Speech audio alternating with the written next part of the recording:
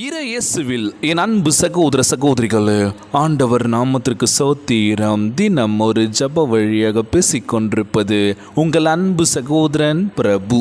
எப்படிங்க இருக்கீங்க? இன்றைய நாள் எப்படிங்க போச்சு? உங்களுக்கு மகிழ்ச்சியாக இருந்தீங்களா? எப்போவுமே சந்தோஷமாக இருங்க. நம் ஆண்டவர் ஆகிய இயேசு கிறிஸ்து உங்கள் தடைகள் எல்லாவற்றையும் அகற்றப் போகின்றார். புது வழியை காண்பிக்க போகின்றார். எங்கெல்லாம் உங்களை ஒதுக்குனாங்களோ, எங்கெல்லாம் உங்களை அவமானப்படுத்தினாங்களோ, அந்த இடத்துல நம்ம ஆண்டவராக இயேசு கிறிஸ்து உயர்த்த போகின்றார். தலை நிமிர்ந்து நடக்க போகிறேங்க. உற்சாகமாக இருங்க. ஐயோ போயிடுச்சு, என்னால் வாழ்க்கையில் ஜெயிக்க முடியாதா? எப்போ தான் நான் முன்னேற போகிறேன்? என் வாழ்க்கையில் முன்னேற்றன்றது கிடையவே கிடையாதா? எவ்வளோ விஷயங்கள் பண்ணுறேன், ஒரு எஃபெக்ட் போடுறேன், ஆனாலும் நான் வாழ்க்கையில் ஜெயிக்காமல் இப்படியே போய்டுன்னு சொல்லி ஒரு குழப்பத்தோடு இருக்கோம்ல. நம்ம வாழ்க்கையில் என்ன பண்ண போகிறோம், எது பண்ண போகிறோன்னு தெரியல. இப்படியே போய்டுமா வாழ்க்கை? ஒரு கேள்விக்குறியாக தான் நம்ம ஒவ்வொரு நாளும் நம்ம ஏஞ்சிக்கும் போது கேட்குறோம் ஏசப்பா கிட்ட. நான் வாழ்க்கையில் ஒவ்வொன்று வரணும், சொந்த வீடு வேணும், நல்லா கை நிறைய சம்பாதிக்கணும், எங்கள் அப்பா அம்மா நல்லா பார்த்துக்கணும், வசதி வாய்ப்போடு சந்தோஷமாக இருக்கணும், ஏழை எளிய மக்களுக்கு நான் உதவி செய்யணும், நிறைய விஷயங்கள் தோணிக்கிட்டே இருக்கும். ஆனால் வெறும் கனவாகவே போயிடக்கூடாதுல்ல, அது நிஜமாகணும் அப்படின்னு என்ன பண்ணோம்? அதுக்கான எஃபெக்டை கண்டிப்பாக போடணுங்க. முழு உள்ளத்தோடு முழு ஆன்மாவோடு ஜெபிக்கின்ற வேலையில் உங்களுக்கு எந்த தடம் வந்தாலும் சரி, நம்ம ஆண்டவராக இயேசு கிறிஸ்து உங்களுக்கு பாதுகாப்பாக இருக்க போகின்றார். ஒரு ஷீல்டை போல் நம்மளை சுற்றி பாதுகாக்க போகிறாரு. நீ பண்ணுப்பா, பார்த்துக்கலாம், நீ முழு மனசோடு பண்ணுறல உனக்கு எல்லாமே கிடைக்கும் அப்படின்னு சொல்லுவாங்களாம். இன்றைய நாள் நம்ம ஆண்டவராக இயேசு கிறிஸ்து நீ சிக்கி தவிக்கின்ற ஒரு சில பிரச்சனைகள் மத்தியில் அதிலிருந்து உனக்கு விடுதலையான ஒரு வாழ்க்கை கொடுக்க போகின்றார். முதலாவது கடன் சுமை.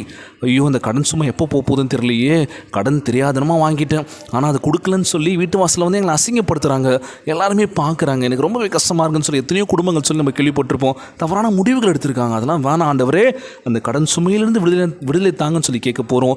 எங்கள் வாழ்க்கையில் நான் முன்னேறி போகணும், அதற்கான ஒரு முழு பலனை கொடுங்கன்னு சொல்லி கேட்கலாமா ஏசப்பா கிட்ட? நிச்சயமாக கேளுங்க, கண்டிப்பாக கொடுப்பாரு. சோர்ந்து போகாதீங்க. எந்த தடையும் வந்தாலும் சரி, நான் உன்னை பார்த்துக்கிறேன், நான் உன்னை மேலே கொண்டு வரேன்னு சொல்கிறது யாருங்க? நம்ம ஏசப்பா. நான் உன்னை விட்டு விலகுவதும் இல்லை, உன்னை கைவிடுவதும் இல்லை என்று வாக்கு கொடுத்திருக்கின்றார். ஒரு புதிய காரியத்தை செய்கின்றபடியினால் உங்கள் வாழ்க்கையில் இருக்கின்ற எல்லா பழையதை மறந்து போடுங்க. அப்படி ஓரமாக தூக்கி போட்டுருங்க. பழசு முடிஞ்சிருச்சு, அவ்வளோதான். திரும்பி அதை நீங்கள் இது பண்ண நினைக்காதீங்க. பழசு அவ்வளோதான், அது திரும்பியும் கலரக்கூடாதுன்னு சொல்லுவாங்களாம். புதிதாக நம்ம ஆண்டவராக இயேசுக்கிறது ஒரு பாதையை காட்டுறாரு. அந்த பாதை நோக்கி நீங்கள் போகிறீங்க. அதில் நமக்கு பிடிச்ச விஷயங்கள் நிறைய இருக்குது. ஆனால் இன்றைக்கி நமக்கு பிடிச்ச வாழ்க்கை தான் வாழ்ந்துட்டுருக்கோம்ல. எனக்கு இதுதான் பிடிச்சிருக்கு, இதுதான் பண்ண போகிறேன்னு சொல்லி தவறான பாதை நோக்கி போயிட்டுருக்கோம். ஏதோ ஒரு இடத்துல பிரேக் ஆகும் போது தான் தெரியுது, ஆண்டவரே உண்மை நான் மறந்துட்டேன்ப்பா, என்னை மன்னிச்சிருங்கப்பா, உண்மை தேடி நான் வந்திருக்கேன், எனக்கு ஆசீர்வாதத்தை கொடுங்கன்னு சொல்லி கேட்கலாமா? இன்றைய நாள் ஜெபம்.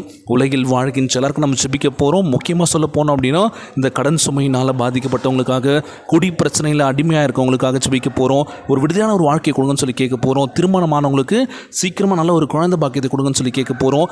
மருத்துவமனையில் இருக்கின்ற ஒவ்வொரு நோயாளிக்காக நம்ம ஜெபிக்க போகிறோம். அந்த நோயிலிருந்து சுகம் பெற வேண்டும் என்று கேட்க போகிறோம். ஒவ்வொருவருக்காக நம்ம ஜெபிக்க போகிறோம். இந்த இயற்கை மாற்றங்கள், இந்த இயற்கையால் நடக்கக்கூடிய ஒவ்வொரு விஷயமாக இருந்தாலும் சரி, யாருக்கும் எந்த ஒரு அழிவை தராமல் எல்லாம் பத்திரமா பாதுகாப்பாக இருக்கணும்னு சொல்லி கேட்க போகிறோம். எல்லாருக்காக நம்ம ஜெபிக்கலாங்க. கொடுங்க. நிச்சயமாக நம்ம ஆண்டவராகிய இயேசு கிறிஸ்து ரெட்டிப்பாய் கொடுக்க போகின்றார். மன நிறைவோடு சந்தோஷமாக இருங்க. ஒருத்தர் விட்டு கொடுத்து போங்க, அவ்வளோதாங்க.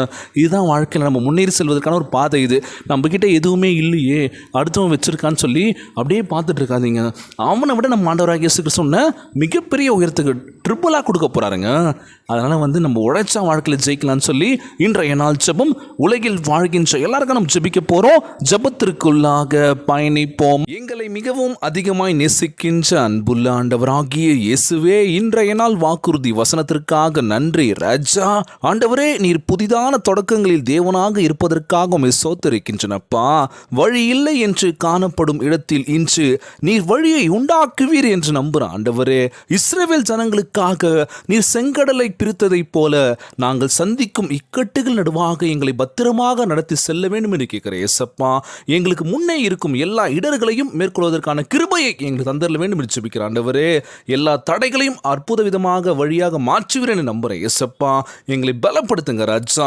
சோர்ந்து போகும் வேலையில கூட நீர் எங்களை ஆறுதல் படுத்துவீர் என்று நம்புகிறேன் ஏசப்பா. எங்களை மிகப்பெரிய உயர்த்துங்க ராஜா. உண்மையே நாங்கள் முழு மனசோடு நம்பி ஜெபிக்கின்ற ஆற்றலை வல்லமை கொடுங்க ஏசப்பா. எங்களுக்கு எந்த பிரச்சனை இல்லாமல் பாதுகாத்து கொள்ள வேண்டும் என்று கேட்கிறேன் ஆண்டவரே.